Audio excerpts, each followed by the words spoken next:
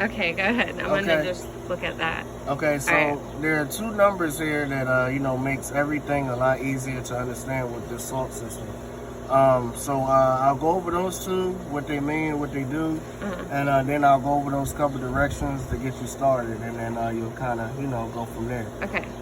So the first number we'll go over is your salinity level, and that's the C button, the Salt Shaker logo. So when you hold that down, you see how you got a 0.6 on there? Yeah. Well, when the code goes away, 0.6. So if you look on your sheet there, like right in the middle where that logo is, you'll see it like in the middle somewhere, right in here. Okay. You want to be from 3.0 to 3.5. Okay. With that number. All right. Obviously we're low, we're just starting this all up. So that number, once you're in that range, and the way you do that is you add bags into your pool until you get to that range. Now, right now, we're doing the salt indox, so you obviously we're low, and salt's never been in. Yeah. So this is the most bags you'll have to add. Well, they'll be added at a time. Okay. Usually throughout the season, when you have to add a bag yourself, it'll usually be when that number drops below. Drops below that 3.0 range. Yeah. And you can you're good to go with 2.8, 2.7, 2.6. Okay. But once it reaches below 2.5, what'll happen is you'll have these two lights on, that 144 will come up, and salt will come up.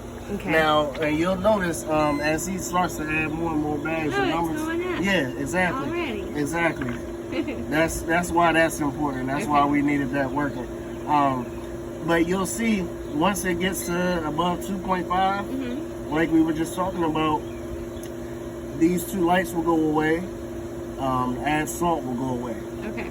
And then our goal is to kind of get you close to that range, because what's going to happen is it's going to fluctuate throughout today.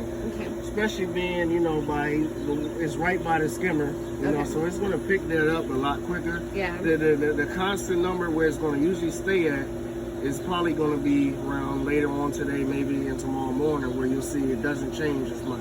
Okay. So it's going to shoot up and down today, only because it's all circulating through the system. Our goal is to kind of get you close to the range where you don't have to add too many bags tomorrow. Okay. Do we still use chlorine tabs? That's a good question. So you don't have to. Yeah. Keep them handy just in case. Look at today. I just put 2 new ones in each skimmer today. And that's fine. You can leave them in today, but in the future, as long as your salt is working, you don't need them. But keep them handy just in case something goes bad. Right. We almost started happening just now, you know what I'm saying? So at least you'll have a substitute for chlorine, so keep them handy. But to answer your question directly, you don't have to as long as it's normal here. Right, and as long as you got your numbers straight here, you're good to go.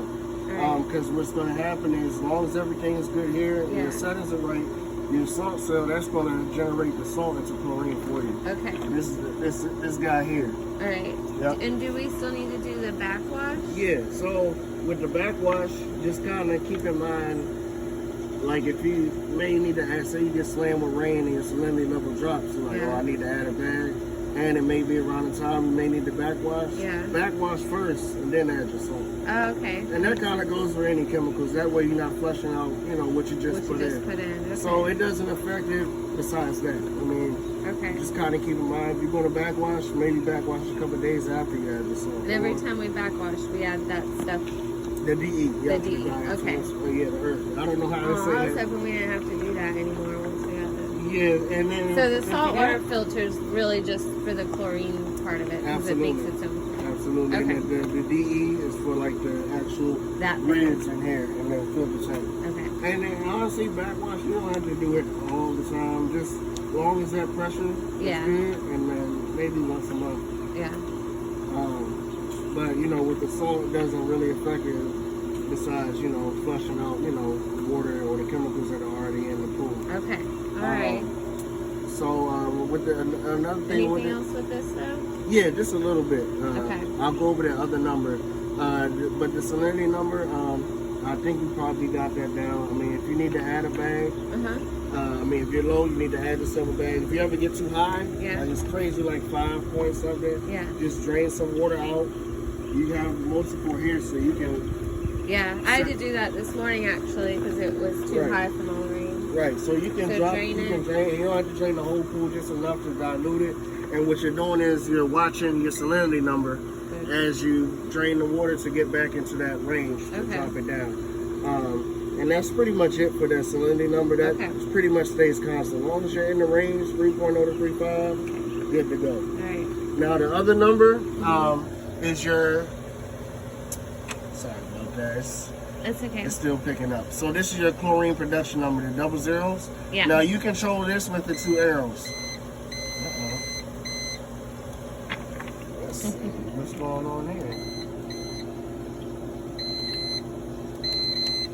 Do you use a remote to control your pool at all? No.